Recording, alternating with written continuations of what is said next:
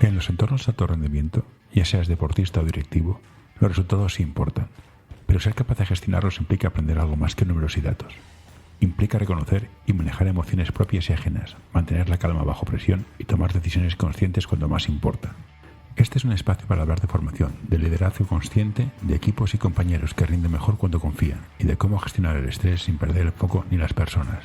Aquí reflexionamos sobre directivos, entrenadores y formadores que toman decisiones acompañando a niños, adolescentes y adultos y entienden que el verdadero éxito no solo es llegar, sino cómo se llega. Porque en la empresa, como en el deporte, el rendimiento empieza por las personas.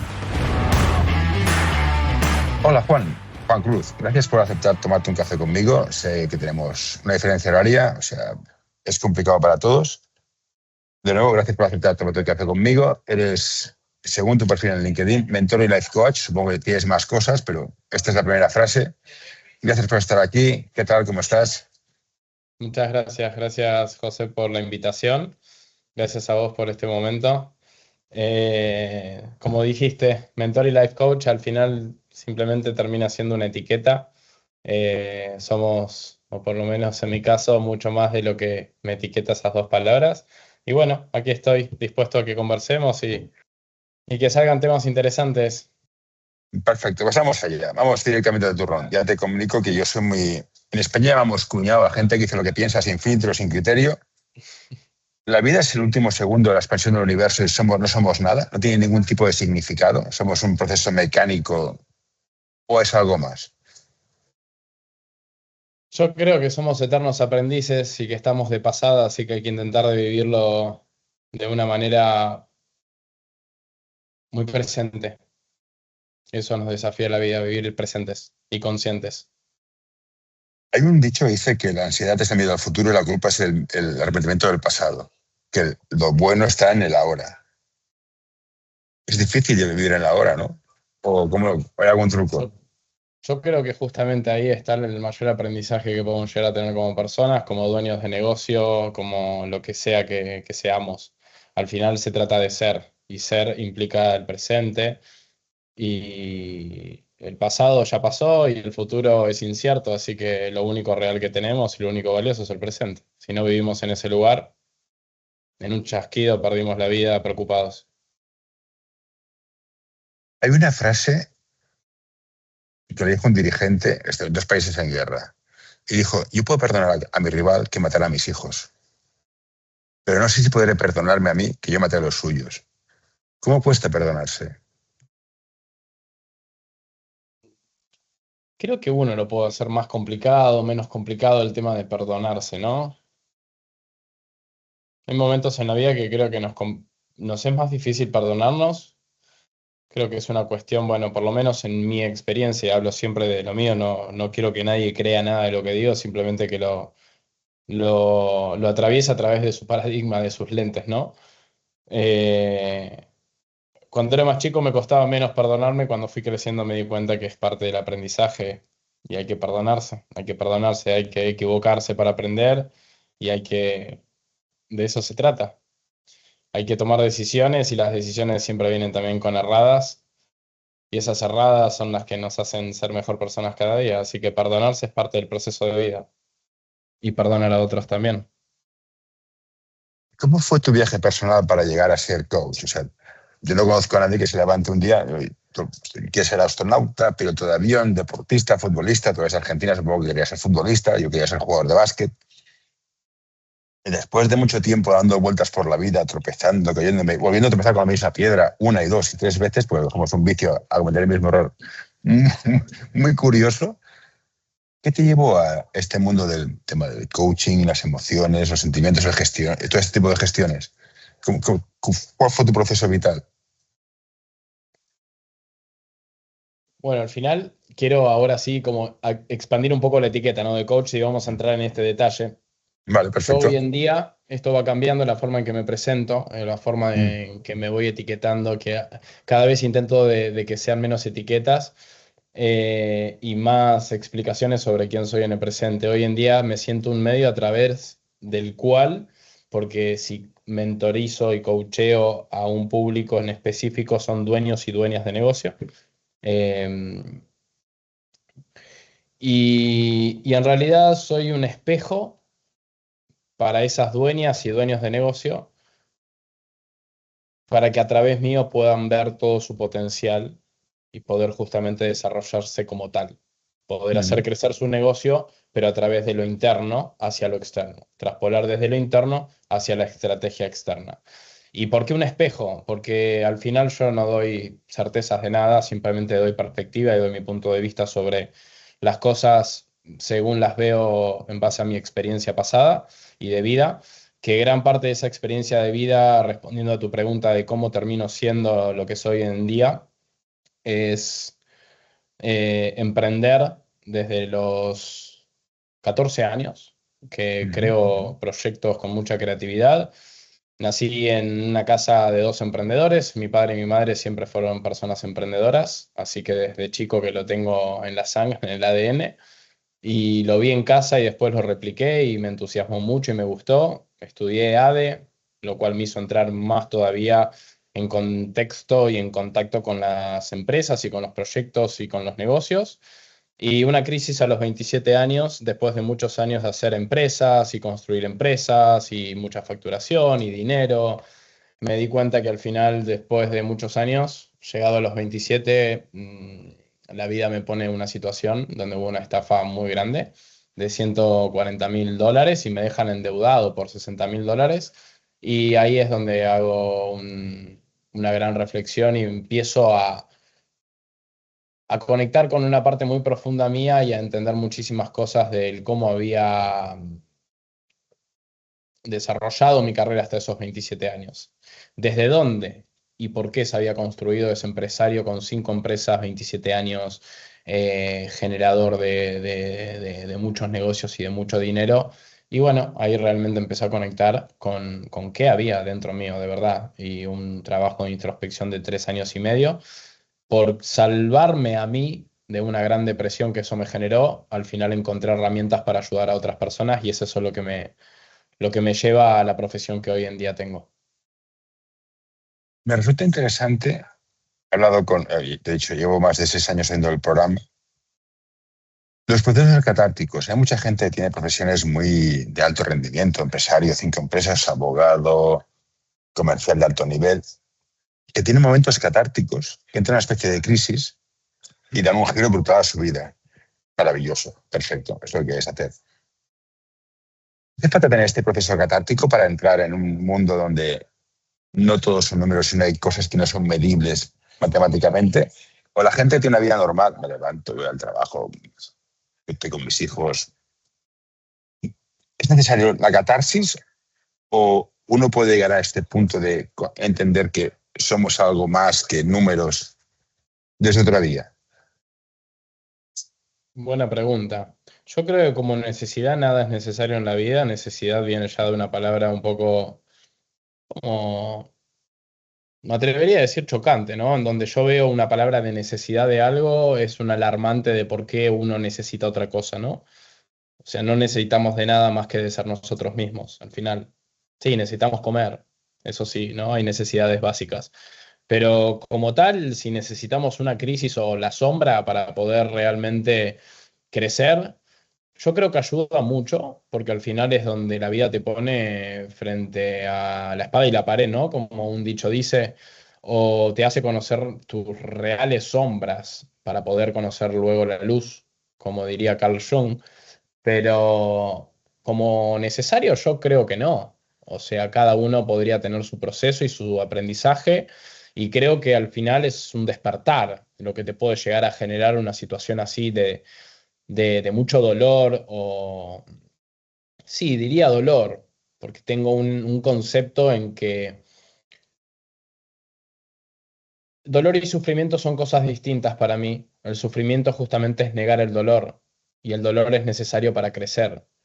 Ujú. El masoquismo, que está visto de una manera como quizás una persona que atraviesa el dolor en estos puntos en los cuales hablábamos, puntos de quiebres, diría yo, ahí darse cuentas, hay un cambio de observador fuerte si podemos de esa experiencia cambiar la perspectiva de nuestra vida o de nuestra forma de ver la vida. Y en ese punto considero que al final el que es masoquista o el que termina sufriendo es el que evita habitar el dolor. Y el dolor es necesario para que crezcamos como seres humanos. Así que respondiendo a tu pregunta, como necesario no, creo que es algo que nos puede ayudar mucho si podemos a través de esas experiencias poder cambiar perspectivas o nuestro punto observador desde donde vemos la vida y las cosas que nos suceden.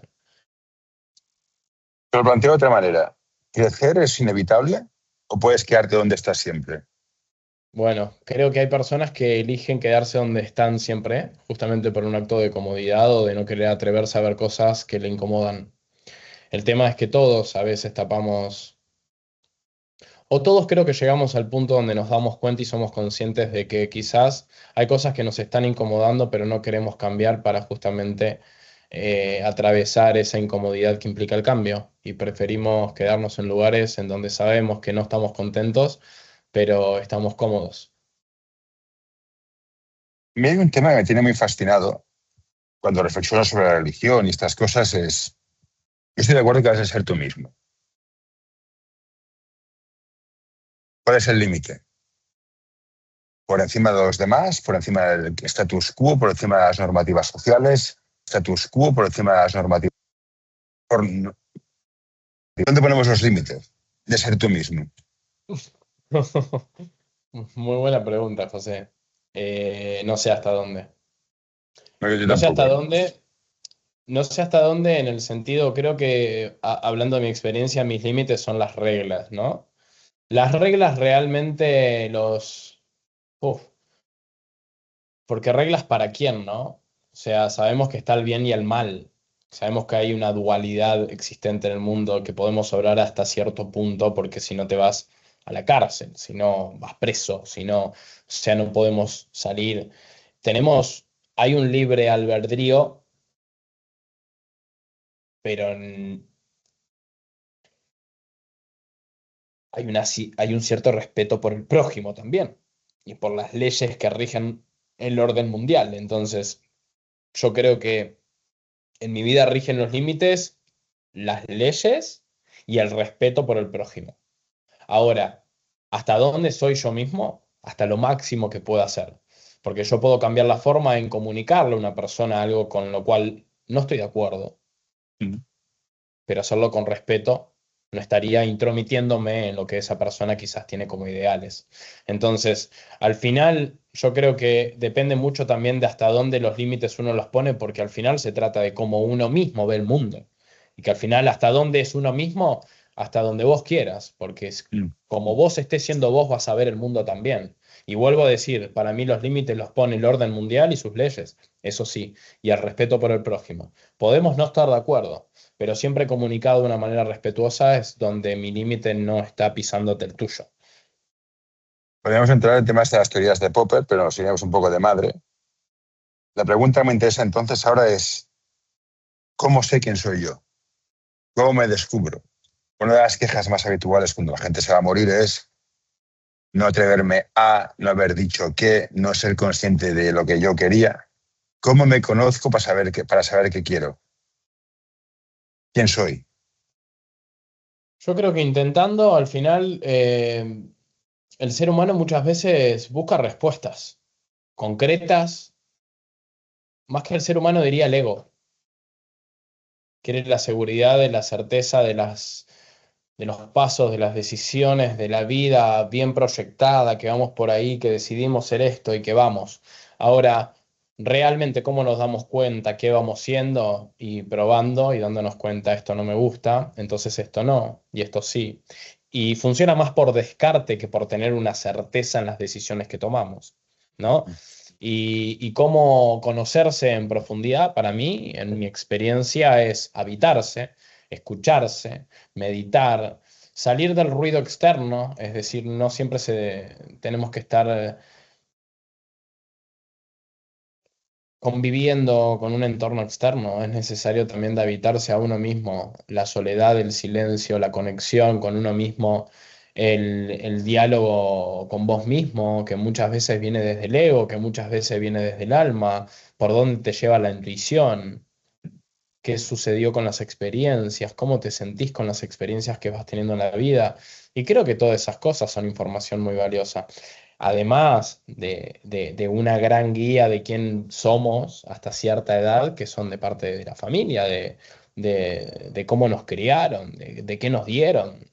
Y la crianza también nos crea en cierto punto a quienes somos. Ahora, después de eso, cuando empezamos a volar, ya no debajo de la sala de los padres, sino por nuestro propio camino, yo creo que ahí también se abre un nuevo camino a descubrirse de nuevo, ¿no? Y cuando hablo de descubrirse, hablo de descubrir ser, descubrir el ser que somos, porque hay un nuevo conocimiento nuestro que no está condicionado más por la vida, está condicionado que nos enseñaron. Lo que vimos en papá, lo que vimos en mamá, en nuestros hermanos, en nuestro círculo social, en nuestros amigos, en la forma de hacer las cosas, en nuestras comparaciones, en nuestra creación de las creencias, en nuestro paradigma de la vida misma construido por decisiones que no fueron nuestras. Entonces, creo que eso, respondiendo a tu pregunta, es habitarse y darse cuenta que en cada etapa de la vida al final nos vamos redescubriendo y sacando esas capas que nos cubren, que no fueron nuestras. Bueno, me interesa lo que estás diciendo. Una de las cosas que me parece interesante es, en la época de la información, tenemos información constantemente. Tenemos ruido mediático, anuncios, televisión, radio, podcast, música, Spotify. Yo soy muy fan del paseo peripatético, que es lo que hacen, coges y te vas a dar una vuelta. ¿Hemos de apagar el mundo de fuera para conocernos? ¿Crees que es bueno salir de donde estás y escucharte? Que la gente aprenda a aburrirse. Te pongo el ejemplo, yo estoy con niños, estoy haciendo el entrenador. Los niños no tienen un momento solos. O están entrenando, o van al violín, o van a la lectura, o van al colegio y dices, déjalo que se muera de asco una hora, él solo, para que piense. Y esto nos pasa a los adultos. ¿Es bueno tener esa hora de ningún input externo? Bueno, es bueno lo que decís, José, porque yo creo que no tiene que ser un extremado a un punto o extremarse a otro punto. ¿Es buena la soledad para encontrarse en esos puntos? Yo creo que sí, definitivamente. De hecho, hay un gran miedo identificado en gran parte de la sociedad de estar solos, ¿no? Muchos tenemos miedo a estar solos. Yo tuve una fase de mi vida también que creo que todos atravesamos. En algún momento habitamos por momentos el miedo de estar solos, de quedarnos solos o lo que fuera. Y cuando somos chicos también lo tenemos, claramente. Porque todos, se va papá, se va mamá y pienso que me quedo solo, me perdí un día en un shopping o en una playa o lo que sea y me agarró una crisis de miedo de quedarme solo. Entonces, por un lado, sí digo, es necesario esa soledad para poder encontrarse, pero por otro lado, creo que hay que ganar más conciencia en que cuando estamos en el mundo externo, en contacto con el mundo en sí, que así vivimos, nos estamos viendo a través de los demás. Es decir, el mundo que uno ve es el mundo que uno proyecta por quien es, por su forma de ver el mundo. El mundo no es de una manera. El mundo lo hace uno de una manera. Cada uno. José ve el mundo de una manera, Juan Cruz ve el mundo de otra manera. Nuestras familias, cada uno de los integrantes de las familias, de nuestra familia, ve el mundo de una manera distinta. Es decir, cada uno ve con su perspectiva, con sus lentes el mundo. Entonces, si entendemos eso, es una herramienta de conciencia muy grande, porque al final la estimulación que sentimos por el otro o por lo que va sucediendo no deja de ser una proyección de nosotros. Es decir, si a mí me molesta algo de una persona, está hablando de mí. Si a mí me enamora algo o admiro algo de una persona, está hablando también de mí. ¿A qué voy con esto? Que para conocerse, para mí es importante el momento a solas y es importante también la conjunción y la conexión con el mundo, porque el mundo permite verte a través del mismo mundo. No sé si me explico. Bueno, creo que sí. Yo, de hecho, yo soy psicólogo, bueno, soy casi psicólogo, me quedan una asignatura 2. Y Y hablamos del individuo, estamos hablando del individuo, la persona, pero el peso del grupo es espectacular, es lo que dices tú. No sé si es que el grupo es yo me veo como proyección de mí mismo a través del grupo, o el grupo es una proyección de mí mismo, no lo sé. Hay teorías para todos los gustos, la sociología es una ciencia, muy poco ciencia todavía. Pero ¿cómo integras el grupo, el contexto social, al yo individual? ¿Cómo funciona este equilibrio? Yo soy porque el grupo es una proyección de mí, yo soy una proyección del grupo. ¿Estos equilibrios cómo los ves? ¿Tú qué punto de vista tienes al respecto? Que yo veo al grupo como es y lo describo como es por lo que soy yo. Yo puedo decir que el grupo es divertido, puedo decir que el grupo es aburrido, puedo decir que el grupo es un lugar donde me siento sostenido, puedo decir que el grupo me está generando incomodidad y no quiero ir más al grupo. Puedo decir que el grupo me enseña muchísimo y que anhelo que llegue el día miércoles cuando me junto con el grupo, o puedo decir, no quiero ver más al grupo. Es Ujú. decir, ahí estoy hablando de mí. Si yo me estoy relacionando correctamente con ese grupo, como soy yo, me está divirtiendo, voy a decir que el grupo es divertido. Quizás puede ser que no me haga sentido ese grupo y deje de juntarme con ese grupo, o que no me apetezca juntarme con ese grupo por un simple hecho de, no sé, muchas alternativas pueden abrirse ahí. Infinitas, pero puede ser que yo hoy en día o esté en otro nivel de conciencia, o esté en otra etapa, o no esté necesitando lo que ese grupo me da, o no esté empatizando con las formas que tienen esas personas, pero siempre hacia lo que a mí me hace sentido o no me hace sentido a mí, porque es muy diferente otro participante del grupo, qué perspectiva puede tener él del mismo grupo. Ujú. Nos tomamos la vida demasiado en serio. Yo creo que sí. Yo creo que más allá también de tomárnosla muy de en serio, creo que nos creemos más importante de lo que somos. Y eso hace que uno se tome la vida más en serio de lo que realmente hay que tomársela. Hay tradiciones religiosas que afirman que Dios es un cachondo, tiene un sentido del humor estupendo, y de hecho, que no son chicos, es una chica. Si al final nos vamos a morir, o sea, ¿por qué no nos reímos más? Exactamente. Opino lo mismo que vos. Somos personas viviendo en sociedad y los equilibrios son complicados. Saber quién eres no es fácil y se aprende más del error que del acierto. Pero no sé, en la cultura mía, que es la católica, el error está muy castigado. ¿Cómo superamos el miedo al error?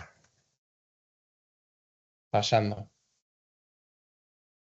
Y sí, pero ¿cómo lo superas? O sea, a base de fallar, al final te acostumbras o keep No, más que trying. acostumbrarse es integrar. Integrar. Para mí la integración es lo importante.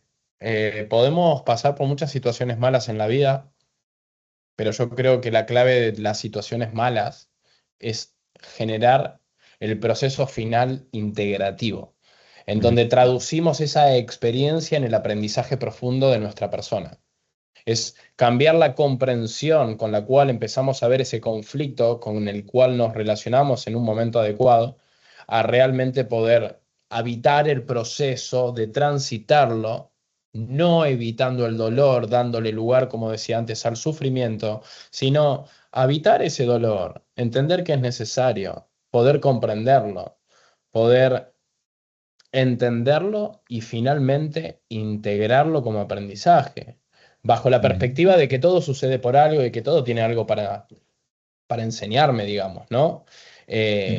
Hay cosas de la vida que sí, obviamente son dolorosas, muy dolorosas, la muerte de un familiar, hay cosas que son inevitables y son también proceso de la vida, y que a su vez también, como decimos, es la naturalidad de la vida, pero hay que fallar para poder acostumbrarse a eso. Y más que el acostumbramiento, vuelvo a decir, lo importante es acostumbrarse a integrar las experiencias negativas, entre comillas, lo digo, porque si realmente integramos y nos acostumbramos a que toda experiencia negativa viene a enseñarnos algo, es difícilmente podamos ver esas fallas como algo negativo. al final uno sea amiga de las experiencias negativas también, que a su vez son positivas.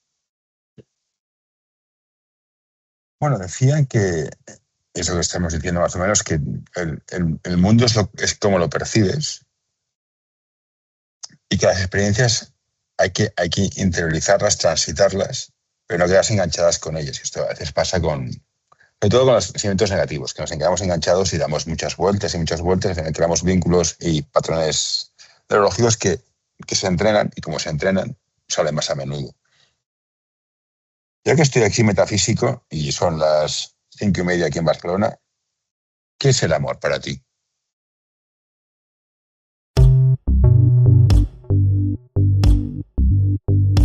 L'Associació Catalana d'Entrenadors i Entrenadores de Bàsquet dona suport a iniciatives que, com aquest podcast, treballen per millorar la formació, suport, acompanyament i promoció dels entrenadors i entrenadores de bàsquet. Vine a conèixer-nos a acep.es. Som com tu.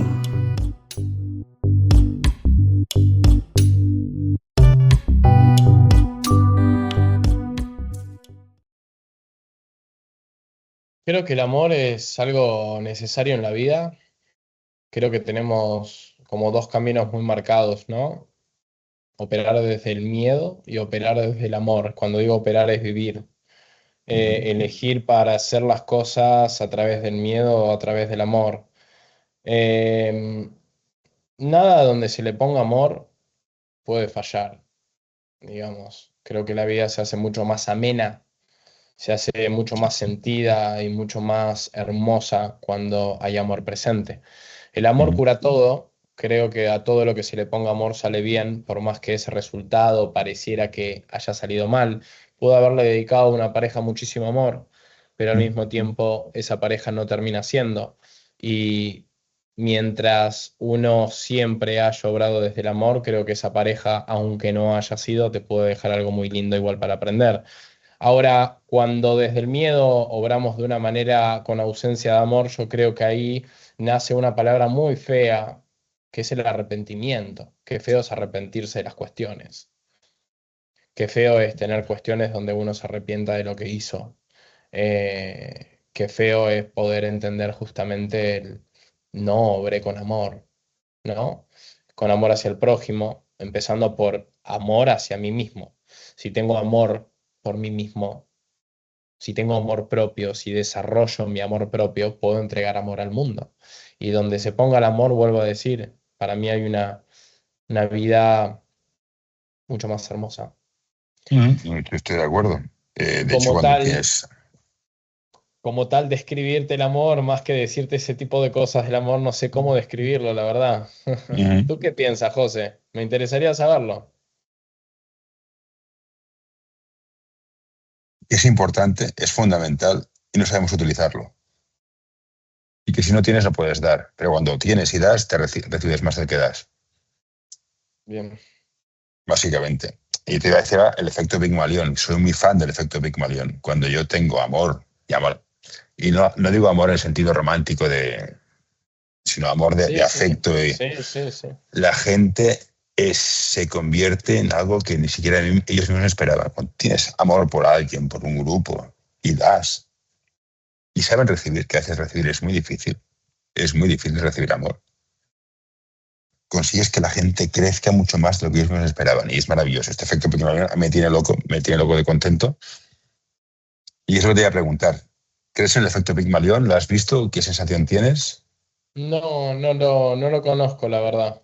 Bueno, pues básicamente es cuando tú crees que alguien es mejor de lo que es y le das todo el apoyo, todo el cariño, pues se convierte en algo más grande de lo que ellos nos esperaban. No tiene más Bueno, misterio. viéndolo desde ese lugar, puedo darte mi opinión. Al final, mi trabajo es entregar amor desde un lugar de acompañar procesos, de acompañar a personas a hacer mejor versiones.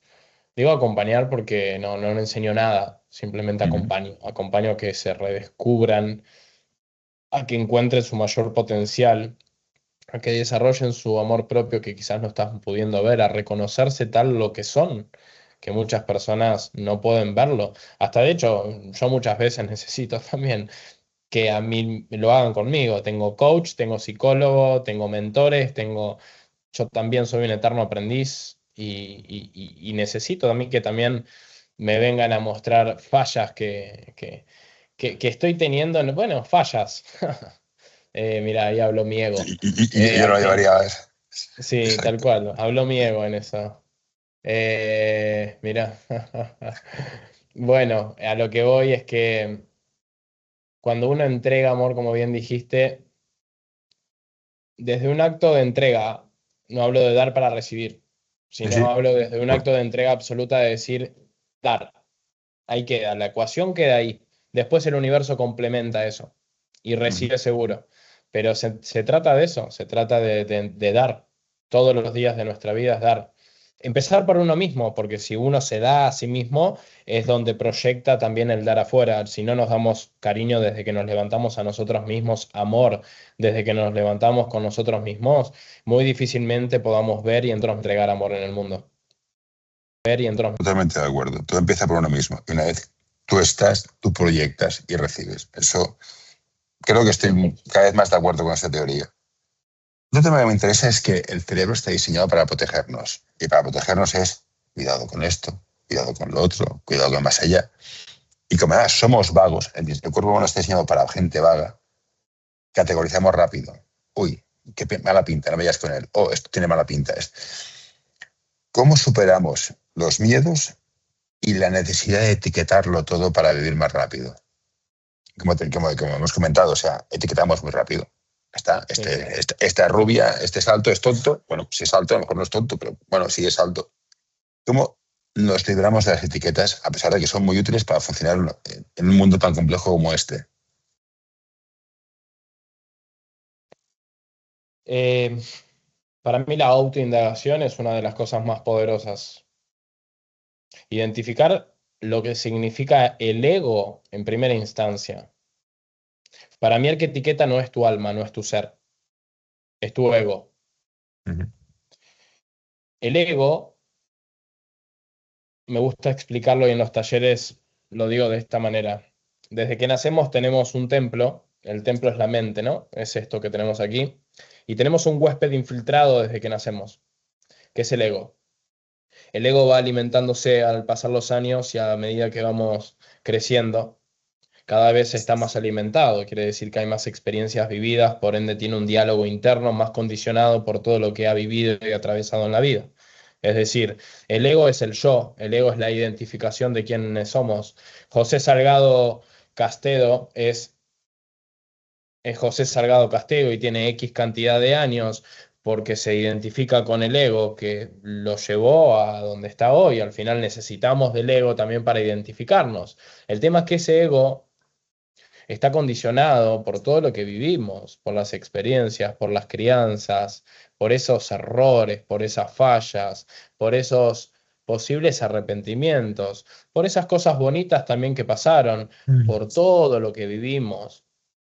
Es así que nos habla a diario. Entonces, una vez que podemos entender que el diálogo interno es el ego y no somos nosotros y nos podemos desidentificar de esa voz interna que tenemos, yo creo que es un arma muy poderosa para poder no solamente dejar enjuiciar al resto, porque eso va a ser un acto consecuente de dejar de enjuiciarte a ti mismo.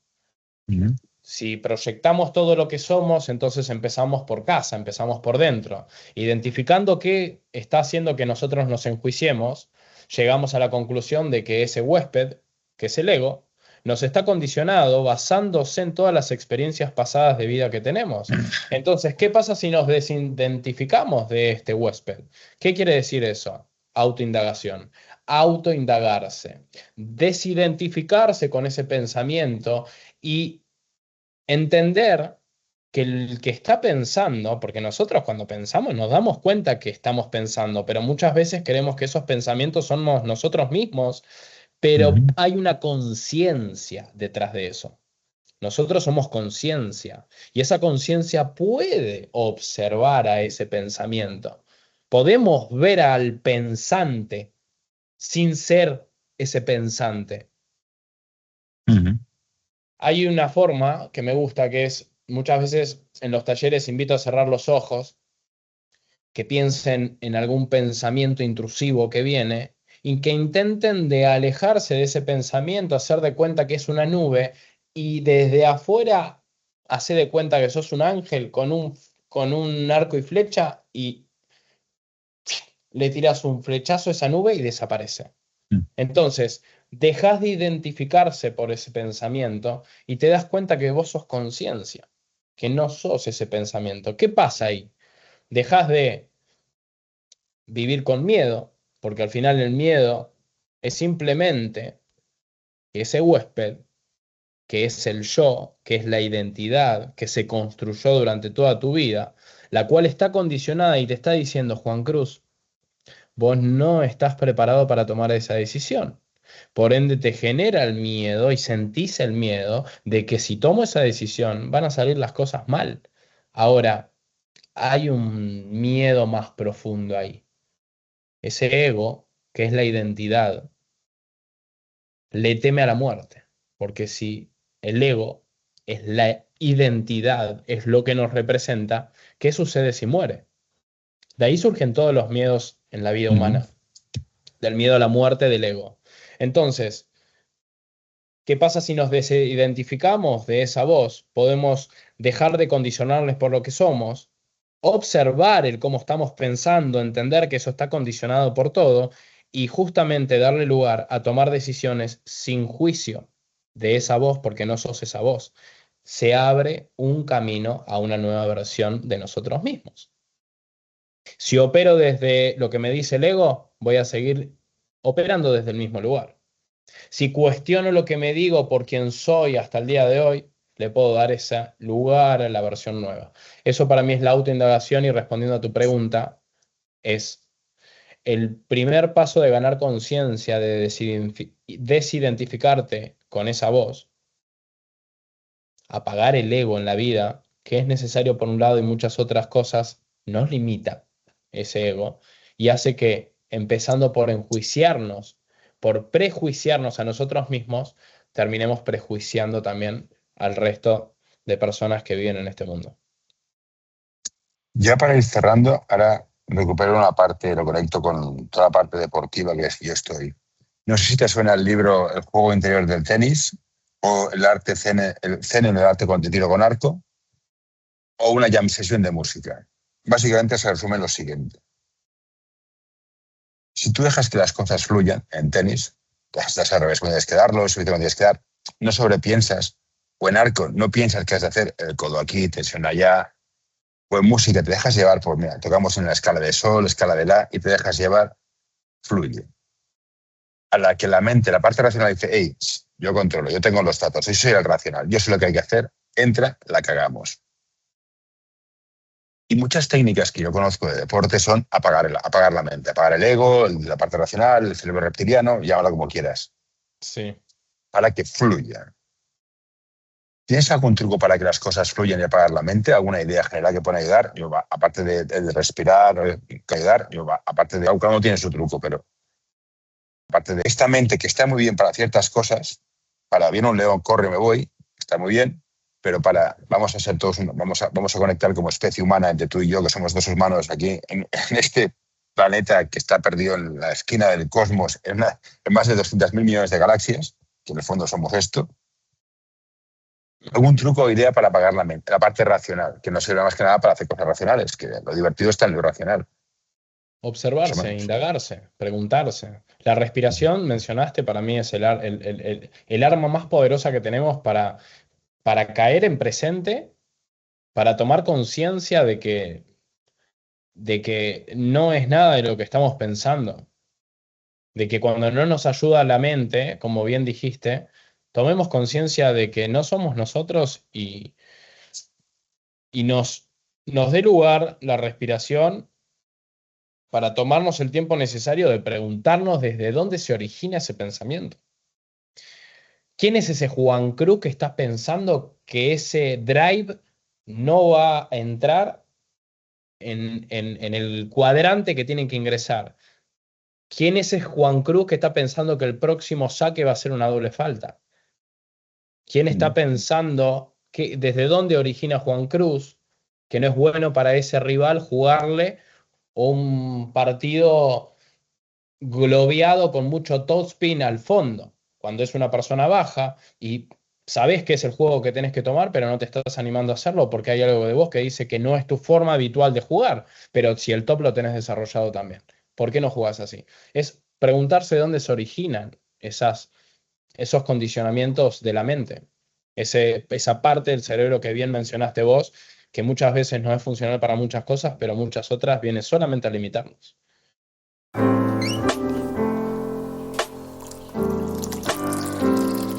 Si te ha gustado el programa, recomiéndalo o dale un like. Siempre nos va bien tener un poco más de visibilidad en las redes sociales y en las plataformas de podcast.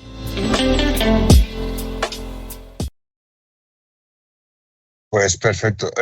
Juan, y ya para acabar, la gente que esté interesado en lo que haces, cómo lo enseñas, lo que estás diciendo, ¿cómo se pone en contacto contigo? Pueden encontrarme en mi Instagram, jcruz con Z, Carrasco con S, CARRASCO. Ahí es mi principal canal de comunicación. Pueden ver con lo que comunico. Yo solamente trabajo con procesos de 1 a 1. Así que ahí van a encontrar en el enlace de la bio un formulario para poder postularse a mi programa. Encantado de recibirlo, analizar su caso y ver si me siento competente para poder acompañarlo. Es perfecto, Juan. Por mí ha estado bien. Paramos la grabación ahora y luego si quieres hablamos un poco más, pero por mí me ha encantado conocerte, el punto de vista que tienes, a que coincidimos, nosotros que no. Eso es divertido ser humanos, que diferimos un poco, pero me ha encantado. Muchas gracias. Gracias a vos, José.